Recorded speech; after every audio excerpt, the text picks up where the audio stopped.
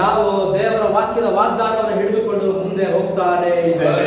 See, we are going with the promise of the word and we are going forward. ದಾನಿಯೇಲ ಪುಸ್ತಕಕ್ಕೆ ತಿರುಗಿಸೋಣ. 6ನೇ ಅಧ್ಯಾಯ 10ನೇ ವಾಕ್ಯವನ್ನು ನಾವು ಓದ್ಕೊಳ್ಳೋಣ. Let us turn to Daniel chapter 6 verses 10.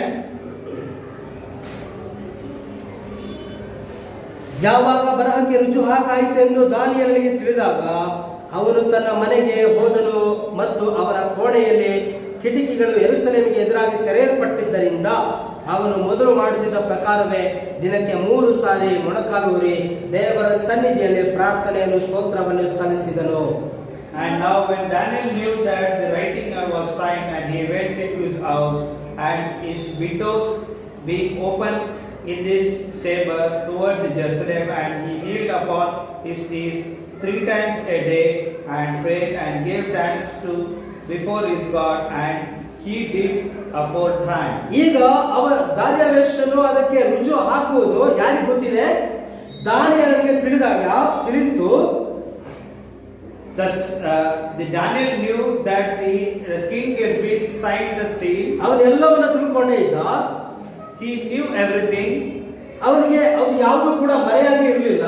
So that was not been kept as a secret. ರಾಜನು ಏನ್ ಮಾಡ್ದ? ರುಜು ಹಾಕಿದ್ದನ್ನ ತಿಳಿದ ತಕ್ಷಣ ಅವನು ಏನ್ ಮಾಡ್ತಾನೆ? ಮನೆಗೆ ಬರ್ತಾನೆ. See, when the king immediately signs and seals, immediately Daniel goes into his house. ಈಗ ಮನೆಗೆ ಬಂದು ಏನ್ ಮಾಡ್ತಾ ಇದ್ದಾನೆ? ಯೆರೂಸಲೇಮಿನ ಕಡೆಗೆ ತೆರೆದಿರುವಂತ ಕಿಟಕಿಯ ಬಳಿಗೆ ಅವನು ಬರ್ತಾ ಇದ್ದಾನೆ. See, when he goes out, going to his house, and what he does, he sees the window is open towards Jerusalem. ಅವನು ಯಾವಾಗಲೂ ಕೂಡ ಕಿಟಕಿಯ ಬಳಿಯಲ್ಲಿ ಬಂದು ಮೊಣಕಾಲೂರಿ ಅವನು ಪ್ರಾರ್ಥನೆ ಮಾಡ್ತಾನೆ. See, always he was kneeling and praying towards Jerusalem. ಆಮೇಲೆ ದೇವರ ಸ್ತೋತ್ರ. ಅವನು ಏನ್ ಮಾಡ್ದ? ಆ ಕಿಟಕಿಯ ಬಳಿಯಲ್ಲಿ ಬಂದು ಪ್ರಾರ್ಥನೆಯನ್ನು ಸ್ತೋತ್ರವನ್ನು ಸಲ್ಲಿಸಿದನು ಎಂಬುದಾಗಿ ಹೇಳಿ ಬರೆಯಲ್ಪಡ್ತದೆ. Here the word says that he was praying and giving thanks to the Lord. ಆಮೇಲೆ ದೇವರ ಸ್ತೋತ್ರ. ಒಂದು ವೇಳೆ ಆ ಕಿಟಕಿಗಳು ತೆರೆಯದೇ ಇದ್ದಿದ್ರೆ ಯಾರು ಕೂಡ ಅವನನ್ನು ನೋಡ್ಲಿಕ್ಕೆ ಸಾಧ್ಯವಿಲ್ಲ. Say, if that window it is not open, no one can see him. ಕಿಟಕಿಗಳು ತೆರೆದಿದ್ದರಿಂದ ಎಲ್ಲರೂ ಕೂಡ ಅವರು ಪ್ರಾರ್ಥನೆ ಮಾಡೋದನ್ನ ಗಮನಿಸ್ತಾ ಇದ್ದಾರೆ. See, when the window is open, then every person can see him. ಹಾಗೆ ಅವನು ಏನ್ ಮಾಡ್ತಾನೆ? ದಿನಕ್ಕೆ 3 ಸಾರಿ ಅವನು ಪ್ರಾರ್ಥಿಸ್ತಾ ಇದ್ದಾನೆ. See, he was praying daily 3 times a day. ಯಾಕೆ ಕಿಟಕಿ ಹತ್ರ ಹೋಗ್ಬಿಟ್ಟು ಆ ತೆರೆದಂತ ಕಿಟಕಿಯ ಬಳಿಯಲ್ಲಿ ಇಟ್ಕೊಂಡು ಅವನು ಪ್ರಾರ್ಥನೆ ಮಾಡಬೇಕು? Why he has to go and pray near that open window? ಯೆರೂಸಲೇಮಿನ ಕಡೆಗೆ ಯಾಕೆ ಅವರು ನೋಡಿ ಮುಖ ಮಾಡಿ ಪ್ರಾರ್ಥನೆ ಮಾಡಬೇಕು? Why he has to see towards the Jerusalem? ಕಾರಣ ಅಲ್ಲಿ ಏನಿದೆ? ಯೆರೂಸಲೇಮಿನಲ್ಲಿ ಬಲಿ ಇದೆ. What is the reason? There is a sacrifice. ಆಮೇಲೆ ಯೆರೂಸಲೇಮಿನಲ್ಲಿ ಏನಿದೆ? ಬಲಿ ಇದೆ. ಆದ್ದರಿಂದ ಅವನೇನ್ ಮಾಡ್ತಾ ಇದ್ದಾನೆ? ಆ ಯೆರೂಸಲೇಮಿನ ಕಡೆಗೆ ಮುಖ ಮಾಡಿ ಅವನು ಪ್ರಾರ್ಥಿಸ್ತಾ ಇದ್ದಾನೆ. See, in the Jerusalem there is a sacrifice. So what he is doing? He is praying, kneeling and praying towards Jerusalem. ಸೊಲೊಮೋನನು ಆ ದೇವಾಲಯವನ್ನು ಕಟ್ಟಿ ಅವನು ಅದನ್ನ ಪ್ರತಿಷ್ಠಿಸಿ ಪ್ರಾರ್ಥಿಸುವಾಗ ಈ ರೀತಿಯಾಗಿ ಅವನು ಹೇಳ್ತಾನೆ, ಈ ದೇವಾಲಯದ ಕಡೆಗೆ ಯಾರಾದ್ರೂ ಮುಖ ಮಾಡಿ ಪ್ರಾರ್ಥನೆ ಮಾಡುವುದಾದ್ರೆ ಏನ್ ಮಾಡ್ಬೇಕಂತ ಹೇಳ್ತದೆ? ಅವರ ಪ್ರಾರ್ಥನೆಯನ್ನ ನೀವು ಕೇಳಬೇಕು ಎಂಬುದಾಗಿ ಹೇಳಿ ಅಲ್ಲಿ ಹೇಳಲ್ಪಡ್ತಾ ಇದೆ. See, the word says that when this Solomon king builds the temple, he says that whoever prays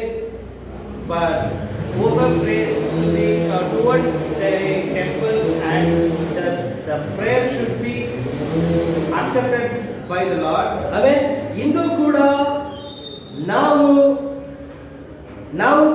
ಎಲ್ಲಿ ನೋಡಿ ಪ್ರಾರ್ಥನೆ ಮಾಡಬೇಕು? Today also what we should do, we should pray towards the ಯೆರೂಸಲೇಮ್ ಕಡೆನಾ? ಯೆರೂಸಲೇಮ್ ಮುಖ ಮಾಡಿ ನಾವು ಪ್ರಾರ್ಥನೆ ಮಾಡೋಲ್ವಾ? whether we should pray towards the Jerusalem. ಆಮೇಲೆ ಅಲ್ಲಿ ದೇವಾಲಯ ಇನ್ನೂ ಕಟ್ಟಲ್ಪಡಲಿಲ್ಲ. Still the temple is not been constructed. ಆಮೇಲೆ ಒಂದು ವೇಳೆ ದೇವಾಲಯ ಕಟ್ಟಲ್ಪಡೋದಕ್ಕಿಂತ ಮುಂಚಿತವಾಗಿ ನಾವೇನಾಗ್ತೇವೆ? ಎತ್ತಲ್ಪಡ್ತೇವೆ. See, we will be taken into a rapture before the building of the temple. ದೇವರಿಗೆ ಸ್ತೋತ್ರವಾಗಲಿ. ಹಾಗಾದ್ರೆ ನಾವು ಎಲ್ಲಿ ನೋಡಿ ಪ್ರಾರ್ಥನೆ ಮಾಡಬೇಕಂದ್ರೆ ನಮಗೆ ಒಂದು ಬಲಿ ಇದೆ, ಅದು ಕಲ್ವಾರಿ ಆಗಿದೆ. See, where we should see and pray. That is, we should pray. There is a sacrifice. The sacrifice is made in the Calvary. ಇಂದು ನಾವು ಕಲ್ವಾರಿಯನ್ನು ನೋಡಿ ಪ್ರಾರ್ಥಿಸಬೇಕಾಗಿದೆ. We should pray towards the Calvary. ಯಾಕಂದ್ರೆ ಅಲ್ಲಿ ಏನಿದೆ? ಬಲಿ ಇದೆ. Why we should pray like that? There is a sacrifice over ನಮ್ಮ there. ಕರ್ತನಾದ ಯೇಸು ಕ್ರಿಸ್ತನು ನಮಗಾಗಿ ಎಲ್ಲವನ್ನ ಮಾಡಿ ಮುಗಿಸಿದ್ದಾನೆ.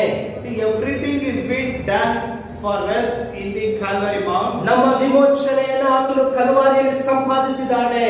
See, our salvation is being earned in the Calvary. Amen. ದೇವರ ಸ್ತೋತ್ರ. ಈ ದಿನದಲ್ಲಿ ನಾವು ವಿಮೋಚನೆಯ ಆಶೀರ್ವಾದವನ್ನ ನಾವು ಎದುರು ನೋಡ್ತಾ ಇದ್ದೇವೆ. See, we are been waiting for the blessing of the salvation. ನಮ್ಮ ಗಮನ ಎಲ್ಲ ಯಾವುದರ ಮೇಲಿದೆ? ಆ ಒಂದು ಕಲ್ವಾರಿಯ ಮೇಲಿದೆ. See, our thinking and all, where it is, the thinking and all is on the Calvary Mount. ನಮ್ಮ ಫೋಕಸ್, ನಮ್ಮ ಗಮನ ಎಲ್ಲಿದೆ?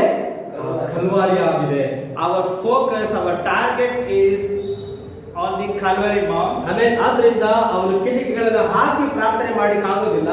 ಅವನು ಕಿಟಕಿಗಳನ್ನು ತೆರೆದಿಟ್ಟೆ ಅವನು ಪ್ರಾರ್ಥನೆ ಮಾಡಬೇಕಾಗುತ್ತೆ. So that's the reason he cannot close the window and pray. He should open the window and pray. ಅದೊಂದು ಮಾದರಿಯಾಗಿ ಅಲ್ಲಿ ಇಡಲ್ಪಟ್ಟಿದೆ. It is been kept as a pattern. Amen. ದೇವರಿಗೆ ಸ್ತೋತ್ರ. ಹಾಗೆ 11ನೇ ವಾಕ್ಯವನ್ನು ನಾವು ಓದ್ಕೊಳ್ಳೋಣ. Let us read verses 11. ಆಮೇಲೆ ಆ ಮನುಷ್ಯರೆಲ್ಲ ಕೂಡಿ ಬಂದು ದಾನಿಯೇಲನು ತನ್ನ ದೇವರ ಸನ್ನಿಧಿಯಲ್ಲಿ ಪ್ರಾರ್ಥನೆಯನ್ನು ವಿಜ್ಞಾಪನೆಯನ್ನು ಮಾಡುತ್ತಿರುವುದನ್ನು ಕಂಡರು. Then these men assembled and found Daniel praying and making supplication before his God. ಈಗ ಪ್ರಾರ್ಥನೆ ಮತ್ತು ವಿಜ್ಞಾಪನೆಯನ್ನು ಮಾಡುವುದನ್ನು ಅವರು 122 ಜನರಲ್ಲಿ ಅವರು ನೋಡಿದ್ರು. See, 120 people are seeing Daniel praying and making supplication before his God. ದೇವರಿಗೆ ಸ್ತೋತ್ರ. ಈಗ ದಾನಿಯೇಲನು ತನ್ನ ಹೃದಯದಲ್ಲಿ ಒಂದು ತೀರ್ಮಾನವನ್ನು ಮಾಡಿಕೊಂಡಿದ್ದಾರೆ. The Daniel is making decision. ಆಮೇಲೆ ಈಗ ಒಂದು ತೀರ್ಮಾನವನ್ನು ಅವರು ಮಾಡ್ಕೊಂಡಿದ್ದಾನೆ. ಏನಂತ ಹೇಳಿ? ಅದು ಏನೇ ನಡೆದರೂ ಪರವಾಗಿಲ್ಲ, ನಾನು ಯಾವ ರೀತಿಯಾಗಿ ದೇವರನ್ನ ಆರಾಧನೆ ಮಾಡ್ತೇನೋ ಅದೇ ರೀತಿಯಾಗಿ ನಾನು ದೇವರನ್ನ ಆರಾಧನೆ ಮಾಡ್ತಾನೆ ಇರ್ತೇನೆ. Whatever may be happen, I will be praying to thy God. ನಾವು ಪ್ರತಿ ಸಾರಿಯೂ ಕೂಡ ಏನು ತೀರ್ಮಾನ ಮಾಡ್ತೇವೋ ಆ ತೀರ್ಮಾನದಲ್ಲಿ ನಾವು ನಿಲ್ಲಬೇಕು. See, always when we are making a vow or a decision, we should stand on the decision. ಅನೇಕ ಸಾರಿ ಏನಾಗುತ್ತೆ, ನಾವು ದೇವರ ಸಮ್ಮುಖದಲ್ಲಿ ವಾಕ್ಯವನ್ನ ಕೇಳಿ ಆ ತೀರ್ಮಾನ ನಾವು ಮಾಡ್ತೇವೆ, ಆದ್ರೆ ಆ ತೀರ್ಮಾನದಲ್ಲಿ ನಾವು ನೆಲೆ ನಿಲ್ಲೋದಿಲ್ಲ. See, many times we will not be standing on the decision which we make. ಹಾಗಾದ್ರೆ ಅದು ಯಾವ ರೀತಿಯಾಗಿ ಬಂದಂತ ತೀರ್ಮಾನ? ಒಂದು ಎಮೋಷನಲ್ ಆಗಿ ಬಂದಂತ ತೀರ್ಮಾನವಾಗಿರುತ್ತೆ. So the decision which we are making, that is not with that is made through the emotion. ಒಂದು ಉದ್ವೇಗಕ್ಕೆ ಒಳಗಾಗಿ ನಾವು ಆ ಒಂದು ತೀರ್ಮಾನವನ್ನು ಮಾಡ್ಕೊಂಡ್ಬಿಡ್ತೇವೆ. We will make a decision with the emotion and at the situation. ಆಮೇಲೆ ದೇವರ ಸ್ತೋತ್ರ. ವಾಕ್ಯವನ್ನ ಕೇಳಿದ ತಕ್ಷಣ ನಾನು ಆ ರೀತಿಯಾಗಿ ಪ್ರಾರ್ಥನೆ ಮಾಡಬೇಕು, ರಾತ್ರಿ ಇಡೀ ನಾನು ಪ್ರಾರ್ಥನೆ ಮಾಡಬೇಕು, ನಾನು ವಾಕ್ಯವನ್ನ ಓದಬೇಕು, ದೇವರ ಸಮ್ಮುಖವನ್ನ ಬಯಸಬೇಕು, ಈ ರೀತಿಯಾಗಿ ಏನ್ ಮಾಡ್ತೇವೆ? ಅದು ಎಮೋಷನಲ್ ಆಗಿ ನಾವು ತೆಗೆದುಕೊಂಡು ನಾವು ಆ ರೀತಿಯಾಗಿ ಅಂದುಕೊಳ್ತೇವೆ, ತೀರ್ಮಾನವನ್ನು ಮಾಡ್ಕೊಳ್ತೇವೆ.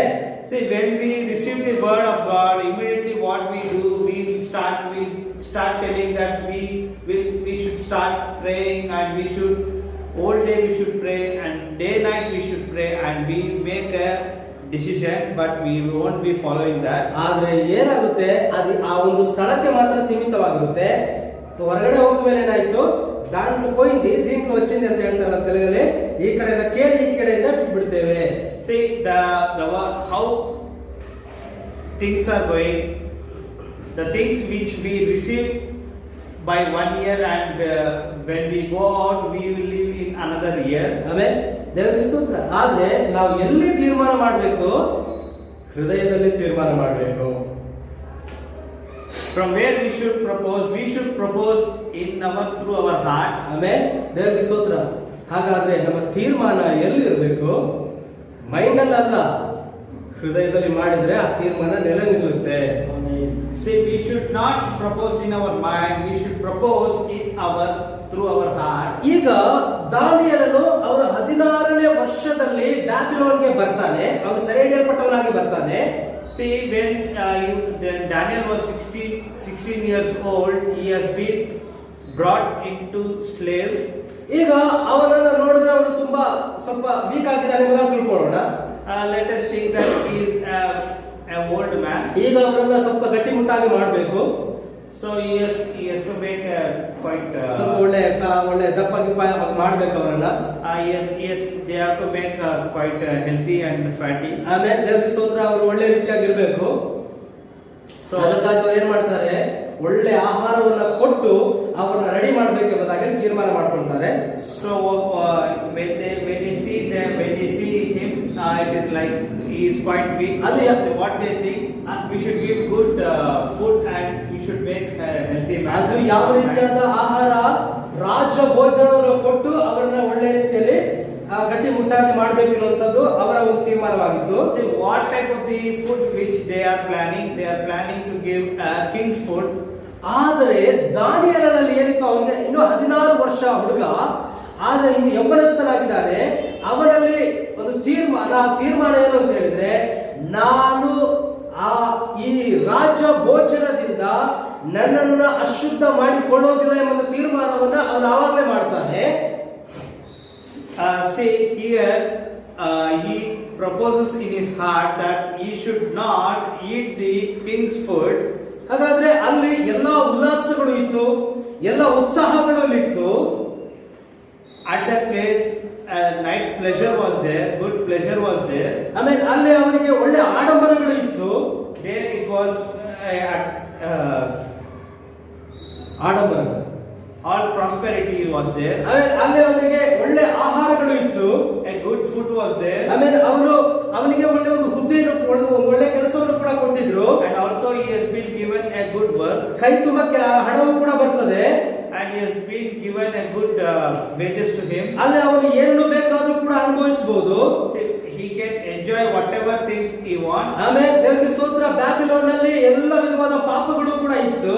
And also there was all types of sins in the Babylon. ಆದರೆ ದಾನಿಯೇಲನು ಒಂದು ತೀರ್ಮಾನವನ್ನು ಮಾಡಿಕೊಂಡಿದ್ದಾನೆ. ಆ ತೀರ್ಮಾನದಲ್ಲಿ ಏನೆಲ್ಲ ನಿಂತಿದ್ದಾನೆ, and what in his mind he has been proposed that he should not follow these things. ಈ ಬ್ಯಾಬಿಲೋನಿನ ಅಸಹ್ಯವಾದವುಗಳಿಂದ ನನ್ನನ್ನು ನಾನು ಏನ್ ಮಾಡ್ಕೊಳ್ಳೋದಿಲ್ಲ, ಅಶುದ್ಧ ಮಾಡಿಕೊಳ್ಳೋದಿಲ್ಲ ಎಂಬುದಾಗಿ ಅವನು ತೀರ್ಮಾನ ಮಾಡಿಕೊಂಡ. See, he takes an oath that I should not engage in this Babylon things. ಇಂದು ನಾವು ಕೂಡ ಈ ಒಂದು ವಿಜ್ಞಾನ ಲೋಕದಲ್ಲಿ ನಾವು ಜೀವಿಸ್ತಾ ಇದ್ದೇವೆ. Today we are living into this scientific world. ಆಮೇಲೆ ದೇವರ ಸ್ತೋತ್ರ, ಈ ವಿಜ್ಞಾನ ಲೋಕ ಇದನ್ನು ನಾವು ನೋಡೋದಾದ್ರೆ ಇದು ಎಷ್ಟನೇ ಪರಿಮಾಣ? 4ನೇ ಪರಿಮಾಣವಾಗಿದೆ. See, this is the scientific world. This scientific world, it is the 4th dimension. ಇವಾಗ ನಮ್ಮ ಕೈಗಳಲ್ಲಿ ಸೆಲ್ ಫೋನ್ಗಳಿದೆ. ಇದು ಯಾವ ಪರಿಮಾಣ ಅಂತ ಹೇಳಿದ್ರೆ ಇದು ವಿಜ್ಞಾನವಾಗಿದೆ. See, we have a cell phone in our hand. In which dimensions we are here? We are here in the 4th dimension. Cell phone ಇದೆ, ಟ್ಯಾಬ್ ಇದೆ, ಲ್ಯಾಪ್ಟಾಪ್ ಇದೆ, ಟಿವಿಗಳಿದೆ. ಇವೆಲ್ಲವೂ ಕೂಡ ಏನಾಗಿದೆ? 4ನೇ ಪರಿಮಾಣವಾಗಿದೆ. See, we have a phone, we have laptop, we have tab, we have TV. What and all these things, all the scientific things we are in the 4th dimension. ಇನ್ನು ಏನೆಲ್ಲ ಇದೆ, ಎಟ್ಸೆಟ್ರಾ ಎಟ್ಸೆಟ್ರಾ ಎಟ್ಸೆಟ್ರಾ, ಸುಮಾರು ವಿಷಯಗಳಿದೆ. Many things are there in this dimension. ಆಮೇಲೆ ದೇವರಿಗೆ ಸ್ತೋತ್ರ. ಆದರೆ ಈ ಭೂಮಿಯಲ್ಲಿ ಎಲ್ಲ ಇದ್ದರೂ ಕೂಡ ನಾವು ಹೇಗೆ ಜೀವಿಸಬೇಕು? Though we have all these things in this world, how we should live?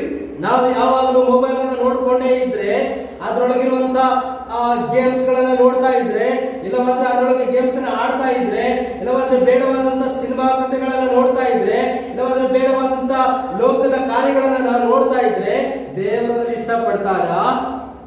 See, when we see our phone and when we see many things in this phone, whether these things will be helpful to the whether these things are lovable to the God. ಆಮೇಲೆ ದೇವರಿಗೆ ಸ್ತೋತ್ರ. ನಾನು ಟ್ರೈನಲ್ಲಿ ಬರುವಾಗ ಅನೇಕ ಯೌವನಸ್ಥರು ದೊಡ್ಡ ದೊಡ್ಡ ಮಕ್ಕಳನ್ನ ನೋಡ್ತೇನೆ. ಅವರು ಕುತ್ಕೊಂಡು ಮಾತಾಡ್ತಾ ಇರ್ತಾರೆ, ಅವ್ರ ಜೊತೆಗೆ ಯಾರು ಇರೋದಿಲ್ಲ, ಆದ್ರೆ ಏನ್ ಮಾಡ್ತಾರೆ, ಫೋನಲ್ಲೇ ಮಾತಾಡ್ತಾರೆ. ಈಗ ಅವ್ರ ಜೊತೆಗೂ ಕೂಡ ಯಾರೋ ಸಂಭಾಷಣೆ ಮಾಡ್ತಾ ಇರ್ತಾರೆ, ಮಾತಾಡ್ತಾ ಇರ್ತಾರೆ, ಏನೋ ಒಂಥರ ಹೇಗೆ ಸೊ ಏನಂತಾರೆ, ಈಗ ರೋಡಲ್ಲಿ ಹೋಗುವ ಮೆಂಟಲ್ಸ್ಗಳು ಯಾವ ತರ ಮಾತಾಡ್ತಾರೆ ಅದೇ ತರ ಮಾತಾಡ್ತಾ ಇರ್ತಾರೆ. See, when brother was traveling, he saw many people are with their phone and they are speaking to some person, and you can see they are being spoken to the person and they are like mad fellow, mad person they are speaking.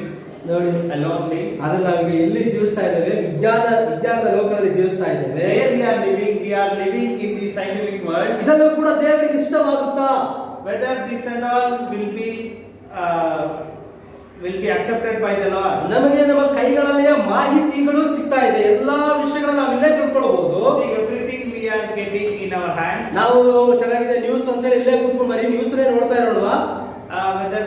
When we see that, when we receive news, okay, it is very good, whether we should follow that news itself. ಬರೀ ಮಾಹಿತಿಗಳನ್ನೇ ನೋಡ್ತಾ ಇದ್ರೆ ದೇವರು ಇಷ್ಟಪಡ್ತಾರಾ? Only when we see news that will be acceptable with the Lord. ನಮ್ಮ ಕೈಗಳಲ್ಲಿ ಎಲ್ಲ ಸಂತೋಷವೂ ಕೂಡ ಇದೆ. So in our hand we have all the types of happiness. ನಾವು ಇದರಲ್ಲಿ ಸಂತೋಷ ಪಟ್ಟರೆ ದೇವರು ಸಂತೋಷ ಪಡ್ತಾನ? Whether we get happy with these things, whether the Lord will accept these things. ಆಮೇಲೆ ಹಾಗಾದ್ರೆ ದಾನಿಯೇಲ ಒಂದು ತೀರ್ಮಾನ ಮಾಡಿಕೊಂಡ. ಏನ್ ತೀರ್ಮಾನ? ರಾಜ ಭೋಜನದಿಂದ ನನ್ನನ್ನು ನಾನು ಅಶುದ್ಧ ಮಾಡ್ಕೊಳ್ಳೋದಿಲ್ಲ. See, the Daniel proposes in his heart that he will not eat the king's food. ಇವತ್ತಿನ ಈ ಒಂದು ಸಂದೇಶದಲ್ಲಿ ಏನಿದೆ? ನಾನು ಮೂರಾವರ್ತಿ ಪ್ರಾರ್ಥನೆ ಮಾಡೋದನ್ನ ನಾನೇನ್ ಮಾಡೋದಿಲ್ಲ, ನಿಲ್ಲಿಸೋದಿಲ್ಲ. In same way, he proposed that he will not forsake the praying 3 times a day. ಆಮೇಲೆ ದಾನಿಯೇಲನಿಗೆ ಎಲ್ಲವೂ ಕೂಡ ಇತ್ತು, ಎಲ್ಲಾ ಸಂತೋಷವೂ ಕೂಡ ಅವನು ಅನುಭವಿಸಬಹುದಾಗಿತ್ತು. See, he had everything. Daniel had everything. He can enjoy his life. ಆದ್ರೆ ಅವನು ತನ್ನ ಹೃದಯದಲ್ಲಿ ಒಂದು ತೀರ್ಮಾನ ಮಾಡ್ಕೊಳ್ತಾನೆ, ನನ್ನ ಮನಸ್ಸನ್ನ, ನನ್ನ ಶರೀರವನ್ನ ನಾನೇನ್ ಮಾಡ್ಕೊಳ್ಳೋದಿಲ್ಲ, ಅಶುದ್ಧ ಮಾಡ್ಕೊಳ್ಳೋದಿಲ್ಲ. See, Daniel in his heart proposed that he will not defile himself. ನಾನು ದಿನವೂ 3 ಸಾರಿ ಪ್ರಾರ್ಥನೆ ಮಾಡೋದನ್ನ ನಿಲ್ಲಿಸೋದಿಲ್ಲ. I will not live without praying 3 times. ಆಮೇಲೆ ನಾವು ಕೂಡ ಅದೇ ರೀತಿಯಾಗಿರ್ಬೇಕು. ನಾವು ಬೈಬಲ್ ಓದೋದನ್ನ, ಪ್ರಾರ್ಥನೆ ಮಾಡೋದನ್ನ ನಾನು ನಿಮ್ಮ ಮುಂದೆ ನಿಲ್ಲಿಸೋದೇ ಇಲ್ಲ. So same way we should also follow that we should pray and we should read Bible. ಆದ್ರೆ ಏನಾಗಬೇಕು? ಒಂದು ಅಭ್ಯಾಸವಾಗಿ ಮಾರ್ಪಡಬೇಕು ನಮ್ಮ ಜೀವಿತದಲ್ಲಿ. What it should be happen like? It should be a practice in our life. ಬೆಳಗ್ಗೆ ಎದ್ದ ತಕ್ಷಣ ನಾವು brush ಮಾಡ್ತೇವಲ್ವಾ? See, early morning we get up and we brush. ಸ್ನಾನ ಮಾಡ್ತೇವಲ್ವಾ? We get bath. ಆಮೇಲೆ ಇದೆಲ್ಲ ನಮಗೊಂದು ಅಭ್ಯಾಸವಾಗಿದೆ ಅಲ್ವಾ? See, these things are all being practiced in our life. ಬೆಳಗ್ಗೆ ಎದ್ದು ತಿಂಡಿ ತಿಂತೇವಲ್ವಾ? We eat daily. ಆಮೇಲೆ ಇದು ನಮಗೆ ಅಭ್ಯಾಸ ಆಗಿದೆ ಅಲ್ವಾ? This and all been practiced in our life. ಆಮೇಲೆ ದೇವರಿಗೆ ಸ್ತೋತ್ರ. ಒಂದು ವೇಳೆ ಇದೆಲ್ಲ ಇಲ್ಲ ಅಂತ ಹೇಳಿದ್ರೆ ಏನಾಗುತ್ತೆ? ನಮ್ಮ ಜೀವನ ಏನೋ ಒಂದು ರೀತಿ ಉಲ್ಟಾ ಪಲ್ಟಾ ಆಗಿರುತ್ತೆ. If this is not practiced in our life will be ups and downs. ಅದೇ ರೀತಿಯಾಗಿ ನಮ್ಮ ಆತ್ಮೀಕ ಜೀವಿತದಲ್ಲೂ ಕೂಡ ಪ್ರಾರ್ಥನೆಯು, ಬೈಬಲ್ ಓದುವುದು ಇದು ತುಂಬಾ ಪ್ರಾಮುಖ್ಯವಾದ ಒಂದು ವಿಷಯವಾಗಿದೆ. The same way in spiritual life, prayer is very important in our life. ಪ್ರಾರ್ಥನೆ ಮಾಡಬೇಕನ್ಸಿದಾಗ ಪ್ರಾರ್ಥನೆ ಮಾಡೋದು ಇದೆಲ್ಲ ಏನಲ್ಲ, ಇದು ಅಭ್ಯಾಸ ಅಲ್ಲ. See, whenever we think that we should pray, that we are praying, it is not a practice. ಆಮೇಲೆ ದೇವರ ಸ್ತೋತ್ರ ಎಲ್ಲ ನಾಳೆ ಮಾಡೋಣ, ಟೈಮ್ ಆಗ್ಬಿಡ್ತು ಅಂತ ಹೇಳಿ ಅನ್ಕೊಳ್ಳೋದು ಇದು ಒಂದು ಅಭ್ಯಾಸ ಅಲ್ಲ. ಇದು ಅಭ್ಯಾಸ ಆಗ್ಲಿಕ್ಕೆ ಸಾಧ್ಯವಿಲ್ಲ. Okay, we'll pray tomorrow. It is not a practice. ಆಮೇಲೆ ದೇವರ ಸ್ತೋತ್ರ. ಅಭ್ಯಾಸ ಅಂದ್ರೆ ಏನು? ಪ್ರತಿನಿತ್ಯವೂ ಕೂಡ ನಾನು ದೇವರ ಸಮ್ಮುಖವನ್ನ ಬಿಟ್ಟು ಬಂದ್ರೆ ನನಗೆಲ್ಲವೂ ಕೂಡ ಏನಾಗಿದೆ? ನಷ್ಟ ಅನ್ನೋದನ್ನ ನಾವು ತಿಳ್ಕೊಳ್ಬೇಕು. See, what is the practice which we should do in our life? That whenever we do not pray, whatever things we do without prayer, it is vain. ಹಾಗಾದ್ರೆ ನಾವು ಹೃದಯದಲ್ಲಿ ತೀರ್ಮಾನವನ್ನ ಮಾಡಿಕೊಳ್ಬೇಕು. So So we should propose in our heart. ಆಮೇಲೆ ಹಾಗಾದ್ರೆ ನಾವು ಹೃದಯದಲ್ಲಿ ತೀರ್ಮಾನ ಮಾಡ್ಕೊಂಡ್ರೆ ಅದನ್ನ ಏನ್ ಮಾಡಕ್ಕಾಗಲ್ಲ, ಮೀರೋದಕ್ಕೆ ಸಾಧ್ಯವಿಲ್ಲ. See, if we propose in our heart, we can't forsake it. ದಾನಿಯೇಲನು ಒಂದು ದೊಡ್ಡ ಹುದ್ದೆಯಲ್ಲಿದ್ದಾನೆ. See, Daniel is in a great position. ಆಮೇಲೆ ಈಗ ಅವರಿಗೆ ಎಲ್ಲರೂ ಕೂಡ ಏನ್ ಮಾಡ್ಬೇಕು, ಈಗ 120 ಜನ ಪ್ಲಸ್ ಅಲ್ಲಿ 2 ಜನ ಇದ್ದಾರೆ, ಎಲ್ಲರೂ ಕೂಡ ಎಲ್ಲ ರಿಪೋರ್ಟ್ಸ್ ಗಳನ್ನ ಯಾರಿಗೆ ಕೊಡಬೇಕು, ದಾನಿಯೇಲನಿಗೆ ಕೊಡಬೇಕು ಮೊದಲು. Here, Daniel, all the 120 people and plus 2 people should report to Daniel, and he should give all the reports to Daniel. ಆಮೇಲೆ ಅದರ ನಂತರವಾಗಿ ಆ ಡ್ಯಾನಿಯಲ್ ಏನ್ ಮಾಡಬೇಕು, ರಾಜನ ಹತ್ರ ನಿಂತ್ಕೊಂಡು ಎಲ್ಲ ವಿಷಯಗಳನ್ನ ಹೇಳಬೇಕು. After that, the Daniel will be taking all these reports and he should tell to the king. ಆಮೇಲೆ ದೇವರಿಗೆ ಸ್ತೋತ್ರ. ಹಾಗಾದ್ರೆ ಇವನು ಎಷ್ಟು ದೊಡ್ಡ ಹುದ್ದೆಯಲ್ಲಿದ್ದಾನೆ ಗಮನಿಸ್ರಿ. We should notice that in which kind of job he is been placed. ಹಾಗಾದ್ರೆ ಅವನಿಗೆ ಟೈಮ್ ಇದೆಯಾ, whether he has a time. ಆದ್ರೂ ಕೂಡ ಅವನು ಏನ್ ಮಾಡ್ತಾ ಇದ್ದಾನೆ, ದಿನಕ್ಕೆ 3 ಸಾರಿ ಅವನು ಪ್ರಾರ್ಥನೆ ಮಾಡ್ತಾನೆ ಇದ್ದಾನೆ. Still he is praying 3 times a day. ಅಂದ್ರೆ ನಾವೇನ್ ಮಾಡ್ಬೇಕು, ಅಟ್ಲೀಸ್ಟ್ 3 ಸಾರಿ ಮಾಡ್ಲಿಕ್ಕೆ ಆಗಲ್ವಾ, 2 ಸಾರಿ ಮಾಡೋಣ. At least we cannot do 3 times a day, at least we can do twice a day. 2 ಸಾರಿ ಮಾಡ್ಲಿಕ್ಕೆ ಆಗಲ್ವಾ, ಭಯಭಕ್ತಿಯಿಂದ 1 ಸಾರಿ ಆದ್ರೂ ದೇವರ ಸಮ್ಮುಖದಲ್ಲಿ ಪ್ರಾರ್ಥನೆ ಮಾಡೋಣ. Or else we can try to do a prayer with fearing per day 1 time. ನೀವು ಪ್ರಯತ್ನ ಮಾಡಿ ಸೋಲ್ಬಹುದು, ಆದ್ರೆ ಪ್ರಾರ್ಥನೆ ಮಾಡಿ ನೀವು ಸೋಲಿಕ್ಕೆ ಸಾಧ್ಯನೇ ಇಲ್ಲ. Hallelujah. ಸೋದರ You can try and fail, but if you pray and try, you will win. ಆಮೇಲೆ ದೇವರ ಸ್ತೋತ್ರ. ಇವನು ಪ್ರಾರ್ಥಿಸುವಾಗ ಅವರೆಲ್ಲರೂ ಕೂಡ ಇವನನ್ನು ನೋಡ್ತಾ ಇದ್ದಾರೆ. See, when he was praying, all the people are seeing him. ತಕ್ಷಣ ಇವನು ನೋಡಿದವರು ಏನ್ ಮಾಡ್ತಾರೆ, ರಾಜನ ಹತ್ರ ಹೋಗ್ಬಿಟ್ಟು, ರಾಜನೇ ನೀನೊಂದು ಆಜ್ಞೆಯನ್ನು ಕೊಟ್ಟಿದ್ಯಾ ಹೌದಲ್ವಾ ಅಂತ ಕೇಳಿದ್ದಾರೆ. See, after seeing these things, immediately they ran to the king and told the king that you have given a law like this. ನೀನು ಒಂದು ವಿಷಯವನ್ನ ಬರೆದು ಅದಕ್ಕೆ ಮುದ್ರೆ ಹಾಕಿದ್ರೆ ಯಾರಿಂದಾದ್ರೂ ಬದಲಾಯಿಸಕ್ ಆಗುತ್ತಾ ಎಂಬುದಾಗಿ ಕೇಳಿದ್ರು. See, you have been written and it is been signed, whether you can change this thing by any of your person. ಆದ್ರೆ ರಾಜ ಹೇಳ್ತಾನೆ, ಇಲ್ಲ, ಯಾರಿಂದಲೂ ಕೂಡ ಅದು ಸಾಧ್ಯ ಇಲ್ಲ, ನನ್ನಿಂದಲೇ ಸಾಧ್ಯ ಇಲ್ಲ ಎಂಬುದಾಗಿ ಹೇಳ್ತಾನೆ. See, the king says that it is not possible with anyone, or with me also it is not possible. ಹಾಗಾದ್ರೆ ಮೀರಿದವನನ್ನು, ಈ ಒಂದು ಆ ಆಜ್ಞೆಗೆ ಮೀರಿದವನನ್ನು ಏನ್ ಮಾಡಬೇಕು, ಸಿಂಹದ ಗವಿಯಲ್ಲಿ ಹಾಕ್ಬೇಕಂತ ಹೇಳಿ ಕಾನೂನಲ್ಲಿ ನಾವು ಬರೆದಿದ್ದೀವಲ್ಲ ಎಂಬುದಾಗಿ ಹೇಳ್ತಾರೆ. See, here the people are telling that the person who forsakes the law, the judgment has been written over here that they should be put them in the lion's den. ಈಗ ಗಮನಿಸೋದಾದ್ರೆ ಯಾರು ವಿಧೇಯರಾಗಲಿಲ್ಲ ಅಂತ ನೋಡೋದಾದ್ರೆ ಅಲ್ಲಿ ದಾನಿಯೇಲನೇ ವಿಧೇಯನಾಗಲಿಲ್ಲ. See, if you notice, the person who is not following the law is the person named called Daniel. ಆಮೇಲೆ ಈಗ 15ನೇ ವಾಕ್ಯವನ್ನು ನಾವು ಓದ್ಕೊಳ್ಳೋಣ. 6ನೇ 15ನೇ ವಾಕ್ಯ. ಆಗ ಆ ಮನುಷ್ಯರು ಅರಸನ ಬಳಿಗೆ ಕೂಡಿ ಬಂದು ಅರಸನಿಗೆ, ಓ ಅರಸನೇ, ನೀನು ಜಾರಿಗೆ ತಂದಿರುವ ಯಾವ ನಿರ್ಣಯವಾದರೂ ಆಜ್ಞೆಯಾದರೂ ಬದಲಾಯಿಸಬಾರದೆಂದು ಮೇದ್ಯ ಮತ್ತು ಪಾರಸಿಯರ ನ್ಯಾಯ ಪ್ರಮಾಣದಲ್ಲಿದೆ ಎಂದು ನಿನಗೆ ತಿಳಿದಿರಲಿ ಅಂದರು.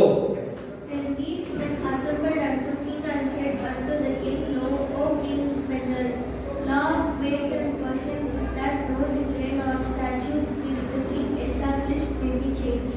ಈಗ ಗಮನಿಸುವುದಾದ್ರೆ ಅಲ್ಲಿ ದಾನಿಯೇಲನು ಏನ್ ಮಾಡ್ತಾ ಇದ್ದಾನೆ, ಅದಕ್ಕೆ ವಿರುದ್ಧವಾಗಿದ್ದಾನೆ. See, if you notice, here Daniel is against to the law. ನೀವು ಮೇಲಿನ ವಾಕ್ಯದಲ್ಲಿ ನೋಡೋದಾದ್ರೆ ಅವರೆಲ್ಲರೂ ಬಂದು ಹೇಳ್ತಾರೆ, ದಾನಿಯೇಲನು ನಿನ್ನ ಮಾತಿಗೆ ಅವಿಧೇಯನಾಗಿದ್ದಾನೆ ಎಂಬುದಾಗಿ ಹೇಳ್ತಾರೆ. See, in the verses above 14, 15, 13, 14, 15, you can see that Daniel is against the law. ಅವನು ನಿನ್ನ ಮಾತನ್ನ ರಕ್ಷಿಸಲಿಲ್ಲ ಎಂಬುದಾಗಿ ಹೇಳ್ತಾರೆ. They tell that he is not following your word. ಅವನ ದೇವರಿಗೆ ಅವನು 3 ಸಾರಿ ಪ್ರಾರ್ಥನೆ ಮಾಡ್ತಾ ಇದ್ದಾನೆ ಎಂಬುದಾಗಿ ಹೇಳ್ತಾರೆ. They are telling that he is praying to the God for 3 times a day. ಆಮೇಲೆ ದೇವರ ಸ್ತೋತ್ರ. ಇದೆಲ್ಲವನ್ನ ಹೇಳಿದಾಗ ದಾನಿಯೇಲನನ್ನ ರಾಜ ತುಂಬಾ ಪ್ರೀತಿಸ್ತಾ ಇದ್ದರಿಂದ ತುಂಬಾ ಬೇಸರಗೊಳ್ತಾನೆ ರಾಜ. See, after receiving this message, the king is very sad that the king, the Daniel, he loved more and he is not following that law. ಈಗ ಅದನ್ನ ಹೇಳಿದಾಗ ರಾಜ ದಾನಿಯೇಲನನ್ನ ಬಿಡಿಸ್ಬೇಕಂತ ಹೇಳಿ ಬೆಳಗ್ಗೆಯಿಂದ ಸಾಯಂಕಾಲದವರೆಗೂ ಕೂಡ ಯೋಚನೆ ಮಾಡ್ತಾನೆ ಇದ್ದಾನೆ, ಯಾವ ರೀತಿಯಾದ್ರೂ ಬಿಡಿಸ್ಲಿಕ್ಕೆ ಆಗುತ್ತಾ ಎಂಬುದಾಗಿ ಹೇಳಿ. Here what happened, the king thinks that whole day how he can stop him in praying. ಆಮೇಲೆ ಈಗ ಅವ್ರು ಏನ್ ಹೇಳ್ತಿದ್ದಾರೆ, ನೀನು ಆಜ್ಞೆಯನ್ನು ಏನ್ ಮಾಡಬಾರ್ದು, ಬದಲಾಯಿಸೋದಕ್ಕಾಗುವುದಿಲ್ಲ ಎಂಬುದಾಗಿ ಹೇಳಿ ಎಲ್ಲಿ ಬರೆದಿದೆ, ಮೇದ್ಯ ಮತ್ತು ಪಾರಸಿಯರ ಆ ಒಂದು ಪ್ರಮಾಣದಲ್ಲಿ ಬರೆದಿದೆ ಎಂಬುದಾಗಿ ಹೇಳ್ತಾರೆ. And they are telling that O king, the law of Media and Persians, that no decree nor statute which the king has established may be changed. 14ನೇ ವಾಕ್ಯವನ್ನು ಓದ್ಕೊಳ್ಳೋಣ. Let us read 16, verse 16. ಆಗ ರಾಜನು ಆಜ್ಞಾಪಿಸಲು ಅವರು ದಾನಿಯೇಲನನ್ನು ತಂದು ಸಿಂಹದ ಗುಹೆಯಲ್ಲಿ ಹಾಕಿದರು. ಮತ್ತು ಅರಸನು ದಾನಿಯೇಲನಿಗೆ, ನೀನು ಯಾವಾಗಲೂ ಪ್ರಾರ್ಥಿಸುವ ನಿನ್ನ ದೇವರು ಬಂದು ನಿನ್ನನ್ನು ಬಿಡಿಸುವನು ಎಂದು ಹೇಳಿದನು. Then the king commanded, and they brought Daniel and cast him into the den of lions. Now the king spake and said unto Daniel, that God whom you servest continually, he will deliver thee. ಈಗ ಗಮನಿಸಿರಿ, ದಾನಿಯೇಲನನ್ನ ಏನ್ ಮಾಡಾಯ್ತು, ಸಿಂಹದ ಗವಿಯಲ್ಲಿ ಹಾಕಿದ್ರು. Now you notice, now Daniel is being put into in lion's den. ಆದ್ರೆ ಹಾಕುವುದಕ್ಕಿಂತ ಮುಂಚಿತವಾಗಿ ರಾಜ ಬಂದು ಏನ್ ಹೇಳ್ತಾರೆ ದಾನಿಯೇಲನ ಹತ್ರ, Before putting into him into the den, what the king tells, ದಾನಿಯೇಲನೇ, ನೀನು ಯಾವಾಗಲೂ ಪ್ರಾರ್ಥಿಸುವಂತ ನಿನ್ನ ದೇವರು ಬಂದು ನಿನ್ನನ್ನ ಬಿಡಿಸ್ತಾನೆ. Daniel, thy God whom thou servest continually, he ಆದ್ರೆ will deliver thee. ಆದ್ರೆ ನನ್ನಿಂದ ಬಿಡಿಸೋದಕ್ಕೆ ಆಗೋದಿಲ್ಲ, I cannot deliver you. ನನಗಿಂತ ಒಂದು ದೊಡ್ಡ ಶಕ್ತಿ ಇದೆ. There is a big power. power. ಆಮೇಲೆ ಅವರು ನಿನ್ನನ್ನು ಬಿಡಿಸ್ತಾನೆ. Only that power can relieve you. ಆಮೇಲೆ ನೀನು ಆರಾಧಿಸುವ ದೇವರು ನನಗಿಂತಲೂ ಮೇಲಾದವನಾಗಿದ್ದಾನೆ. See, the God which you are serving is more highest than me. ಆ ದೇವರು ನಿನ್ನನ್ನು ಬಿಡಿಸ್ತಾನೆ. He will deliver you. ಈಗ ನೋಡಿ, ರಾಜ ಏನ್ ಮಾಡ್ತಾ ಇದ್ದಾನೆ ಗೊತ್ತಾ, ಒಂದು ಪ್ರವಾದನೆಯನ್ನು ನುಡಿತಾ ಇದ್ದಾನೆ. ಯಾರಿಗೆ? ದಾನಿಯೇಲನಿಗೆ. See, here the king is been giving a prophecy to Daniel. ಆಮೇಲೆ ನೀನು ಆರಾಧಿಸುವ ದೇವರು ನಿನ್ನನ್ನು ಏನ್ ಮಾಡ್ತಾನೆ, ಬಿಡಿಸ್ತಾನೆ. The God which you are praying, he will deliver you. ಆಮೇಲೆ ದೇವರಿಗೆ ಸ್ತೋತ್ರ. ಅಲ್ಲಿ ದಾನಿಯೇಲನನ್ನ ಹಾಕುವುದಕ್ಕಿಂತ ಮುಂಚಿತವಾಗಿ 6 ಗಂಟೆಯ ಒಳಗೆ ಅವರನ್ನ ಸಿಂಹದ ಗವಿಯಲ್ಲಿ ಹಾಕಬೇಕು. ಸಾಯಂಕಾಲ 6 ಗಂಟೆಯ ಒಳಗಾಗಿ ಅವರನ್ನ ಸಿಂಹದ ಗವಿಯಲ್ಲಿ ಹಾಕಬೇಕು. See, before 6 o'clock he has to be put into the den. ಆಮೇಲೆ ದೇವರಿಗೆ ಸ್ತೋತ್ರ. ಅದೇ ರೀತಿಯಾಗಿ ಇಂದು ನಾವು ಸಾಯಂಕಾಲದ ಸಮಯದಲ್ಲಿ ನಾವು ಜೀವಿಸ್ತಾ ಬಂದಿದ್ದೇವೆ. See, we are also living in the same situation. We are also living at the evening time. ಆಮೇಲೆ ದೇವರಿಗೆ ಸ್ತೋತ್ರ. ಎಲ್ಲದೂ ಕೂಡ ಅಂತ್ಯ ಸಮೀಪವಾಗಿದೆ. See, the judgment is nearby. ಆಮೇಲೆ ದೇವರಿಗೆ ಸ್ತೋತ್ರ. ಕತ್ತಲೆ ಆವರಿಸುವ ಕಾಲವು ಸಮೀಪವಾಗಿದೆ. See, the night time is going to start now. ಹೀಗೆ ಇರುವಾಗ ನಮಗೆ ಒಂದು ಪ್ರವಾದನೆಯ ಶಬ್ದ ಬಂದಿದೆ. Here there is a voice of prophecy. 7ನೇ ದೂತನ ಮೂಲಕವಾಗಿ ಒಂದು ಪ್ರವಾದನೆಯ ಶಬ್ದ ನಮಗೆ ಬಂದಿದೆ. See, through the seventh angel, the prophecy has come to us. ಆಮೇಲೆ ಪ್ರವಾದಿಯ ಶಬ್ದವು ಬಂದು ಏನ್ ಹೇಳ್ತಾ ಇದೆ ಅಂತ ಹೇಳಿದ್ರೆ, The prophet voice, what it tells us, ನೀನು ಆರಾಧಿಸುವ ದೇವರು ನಿನ್ನನ್ನು ಬಿಡಿಸ್ತಾನೆ. he tells to Daniel that whoever serves you, he will deliver you. ಇವಾಗ ಪ್ರವಾದಿಯ ಸಂದೇಶವು ನಮ್ಮನ್ನ ಎಲ್ಲಿ ತೆಗೆದುಕೊಂಡು ಹೋಗ್ತಾ ಇದೆ, ಹೆಚ್ಚಾದ ಒಂದು ನಂಬಿಕೆಗೆ ತೆಗೆದುಕೊಂಡು ಹೋಗ್ತಾ ಇದೆ. See, the prophet's message, where it takes us to the highest place. ಪ್ರವಾದಿಯು ಮಾತಾಡಿದಂತ ಪ್ರತಿಯೊಂದು ಸಂದೇಶವು ನಮಗೆ ಸಾಂತ್ವನವನ್ನು ನೀಡ್ತಾ ಇದೆ. See, whatever things has been spoken by the prophet, it gives a boostful thing. ಆಮೇಲೆ ದೇವರ ಅದು ಕಂಫರ್ಟ್ ಅನ್ನು ನೀಡುತ್ತದೆ. It gives a comfort. ಆಮೇಲೆ ದೇವರ ಸ್ತೋತ್ರ. ಆ ವಿಷಯದಲ್ಲಿ ನಾವು ನಡೆಯುವುದಾದ್ರೆ ಕರ್ತನು ನಮಗೆ ಸಹಾಯವನ್ನು ಮಾಡ್ತಾನೆ. See, when we walk in that place, the Lord will help us. ಆಮೇಲೆ ದೇವರ ಸ್ತೋತ್ರ ನಮಗೆ ನಂಬಿಕೆಯನ್ನ ಉಂಟು ಮಾಡ್ತದೆ ಆ ಸಂದೇಶಗಳು. The message will build up the faith in us. ನಾವು ಲೋಕವೆಂಬಂತ ಗವಿಯಲ್ಲಿ ನಾವು ಇದ್ದೇವೆ. See, we are living in the depth of the world. ಸಂದೇಶವು ಬಂದಿದೆ, ನಿನ್ನನ್ನ ಏನ್ ಮಾಡ್ತಾನೆ, ಕತ್ತಲುಗಳನ್ನ ಎತ್ಕೊಂಡು ಹೋಗ್ತಾನೆ ಎಂಬುದಾಗಿ ಹೇಳಿ The message have come that I will take you from here. ಆಮೇಲೆ ಆ ಸಮಯದಲ್ಲಿ ನಾವು ಜೀವಿಸ್ತಾ ಇದ್ದೇವೆ. We are in that time, we are in that situation. 17ನೇ ವಾಕ್ಯವನ್ನು ಓದ್ಕೊಳ್ಳೋಣ. Turn to 17. ಮತ್ತು ಬಂಡೆ ತರಿಸಲ್ಪಟ್ಟು ಗುಹೆಯ ಬಾಯಿಯು ಮುಚ್ಚಲ್ಪಟ್ಟಿತು. ಇದಲ್ಲದೆ ದಾನಿಯೇಲನ ವಿಷಯದಲ್ಲಿ ತನ್ನ ಆಲೋಚನೆಯು ಬದಲಾಗುವ ಹಾಗೆ ಅರಸನು ತನ್ನ ಮುದ್ರೆಯನ್ನು ಮತ್ತು ತನ್ನ ಪ್ರಭುಗಳ ಮುದ್ರೆಯನ್ನು ಅದಕ್ಕೆ ಹಾಕಿದನು. And the stone was brought and laid upon the mouth of the den, and the king sealed it with his own signet and with the signet of his lords, that the purpose might not be changed concerning Daniel. ಈಗ ಆ ಒಂದು ದಾನಿಯೇಲನ ಅದಕ್ಕೆ ಹಾಕಿದ ನಂತರವಾಗಿ ಅಲ್ಲಿ ಒಂದು ಬಂಡೆಯನ್ನು ತರಿಸಿ ಆ ಒಂದು ಗವಿಯ ಬಾಯಿಗೆ ಬಂಡೆಯನ್ನು ಮುಚ್ಚಿದ್ರು. See, at that time, they brought a stone and laid upon the mouth of the den, and it was being sealed. ಆಮೇಲೆ ಅದಕ್ಕೆ ಮುದ್ರೆ ಹಾಕಾಯಿತು. When we read further, we can see that the king did not sleep in that night. ಈಗ ರಾಜ ಒಂದು ಕಾನೂನನ್ನು ತಂದು ಮುದ್ರೆ ಹಾಕಿ ಅವನಿಗೆ ಅದನ್ನ ಏನ್ ಮಾಡ್ಲಿಕ್ಕೆ ಆಗ್ಲಿಲ್ಲ, ಬದಲಾಯಿಸೋದಕ್ಕೆ ಆಗ್ಲಿಲ್ಲ. See, the king could not change the things which has been written and signed. ಅವನು ಯೋಚನೆ ಮಾಡ್ತಾನೆ, ನಾನೇ ಒಂದು ಮುದ್ರೆಯನ್ನು ಹಾಕ್ಬಿಟ್ಟು ನನ್ನಿಂದಲೇ ಕೂಡ ಅದನ್ನ ಬದಲಾಯಿಸ್ಲಿಕ್ಕೆ ಆಗ್ಲಿಲ್ವೇ. He only thinks that I have been written and I have signed, and which I can not able to change anything. ರಾಜ ದಾನಿಯೇಲನನ್ನ ಬಿಡಿಸಬೇಕು ತೀರ್ಮಾನಿಸಿದ್ರು ಕೂಡ ನನ್ನಿಂದ ಅವನನ್ನ ಬಿಡಿಸಲಿಕ್ಕೆ ಆಗ್ಲಿಲ್ವೇ. See, I am planning to relieve Daniel, but I couldn't do these things. 18ನೇ ವಾಕ್ಯದಲ್ಲಿ ನೋಡ್ತೇವೆ, ಅವನಿಗೆ ನಿದ್ರೆನೇ ಬರಲಿಲ್ಲ ಎಂಬುದಾಗಿ ನೋಡ್ತೇವೆ. When we read in 18th verses, you can see the king did not sleep. ಓದ್ಕೊಳ್ಳೋಣ 18ನೇ ವಾಕ್ಯ. ಆಮೇಲೆ ಅರಸನು ತನ್ನ ಅರಮನೆಗೆ ಹಿಂದಿರುಗಿ ಉಪವಾಸದಿಂದಲೇ ರಾತ್ರಿಯನ್ನು ಕಳೆದನು, ಮತ್ತು ಗಾನ ವಾದ್ಯಗಳು ಅವನ ಮುಂದೆ ತರಲ್ಪಡಲಿಲ್ಲ, ನಿದ್ರೆಯು ಅವನನ್ನು ಬಿಟ್ಟು ಹೋಯಿತು ಎಂಬುದಾಗಿ ನೋಡ್ತೇವೆ. And the king went to his palace and passed the night fasting, neither were instruments of music brought before him, and the sleep went from him. ಅವನಿಗೆ ನಿದ್ರೆ ಬರಲಿಲ್ಲ, He did not get sleep. ಅವನು ಊಟ ಮಾಡಲಿಲ್ಲ, He was fasting. ಅವನಿಗೆ ಯಾವ ಸಂತೋಷವೂ ಕೂಡ ಇಲ್ಲ. He did not have any happiness. ಇವಾಗ ಅವನು ಏನು ಎದುರು ನೋಡ್ತಾ ಇದ್ದಾನೆ, ಬೆಳಿಗ್ಗೆ ಯಾವಾಗ ಆಗುತ್ತೆ ಅನ್ನೋದನ್ನೇ ಎದುರು ನೋಡ್ತಾ ಇದ್ದಾನೆ. He was waiting for the morning. ಆಮೇಲೆ ಯಾವಾಗ ಮುಂಚಾನೆ ಆಗುತ್ತೆ ಅನ್ನೋದಾಗ ಎದುರು ನೋಡ್ತಾ ಇದ್ದಾನೆ. He was waiting for that morning. ಈಗ ಮುಂಚಾನೆ ಆಯಿತು, The morning has come. ತ್ವರೆಯಾಗಿ ಅವನು ಏನ್ ಮಾಡ್ತಾ ಇದ್ದಾನೆ, ಗುಹೆ ಹತ್ರ ಓಡೋಗ್ತಾ ಇದ್ದಾನೆ.